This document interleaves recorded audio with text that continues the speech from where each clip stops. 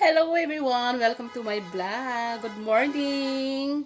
Isa na namang panibagong umaga po sa ating lahat, guys. Kumusta po sa inyong lahat? So, ang tita, ito gising na naman. Bagong gising. Actually, hindi pa ako nag-aalmusal, guys. So, andito lang ako sa may higaan namin. Paupo-upo, di ba? Sarap sa pakiramdam. Kasi si tita naman taong bahay lang po ang tita, walang pumupunta. Um, ayaw kasi ako isama ng aking mister na pumunta sa bukid. Eh gusto ko namang pumunta sa bukid dapat para masamahan ko siya. Eh kaso ayaw niya, dito na lang daw ako sa bahay, 'di ba? Kaya ito, paupo-upo. Diba? Pero hindi pa ako nagkakape, mamaya magkakape po ako. Pero I hope na sana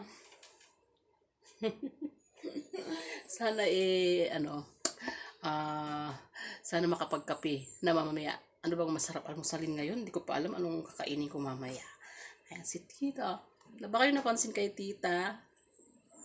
Parang nag-iba yung aura ng mukha ni tita. Hindi po ako naka-filter yan. Nag-ayos lang naman si tita ng ngayong umaga. Parang ang ganda kasi ng gising ko. Pero walang yan, walang tsuktsakan yan, walang tsuktsak. Kasi tinulugan na naman ako kagabi. Walang tsuktsak yan. So, ganyan lang si tita. Hmm.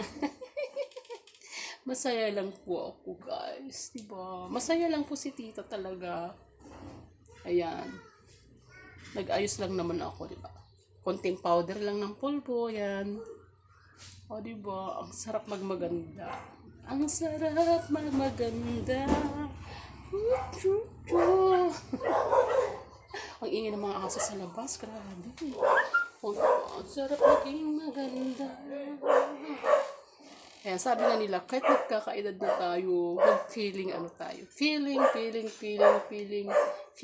young. O, diba?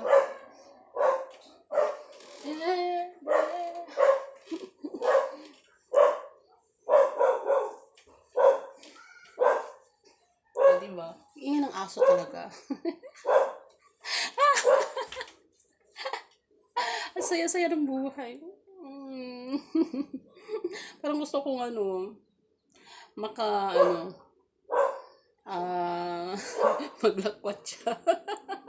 Parang gusto ko mag-mall, no? Parang gusto kong i-trip yung aking anak kasi wala siyang pasok ngayon, wala siyang pasok si Junior. So andyan lang siya. Andyan lang siya sa may kalsada laro ng laro. Parang gusto ko siyang i-trip. Kasi yung asawa ko nasa bukid naman, di ba? Ikawawa naman siya lang, dalawa lang kami ng anak kong pupunta sa mall. Saka na lang pag wala ng trabaho yung asawa. Siguro, na? Di ba? Ang sarap sa pakiramdam yung ganito lang. Pa-relax lang si tita. Ayan. Ayun, nakalabas yung bra ko. Yung bra kong lost thread. Pambahay lang naman eh. Saka mas feel ko yung mga ganyang suot na yung mga lumang-luma na talaga. Ito, luma na rin tong damit na ito eh. Diba?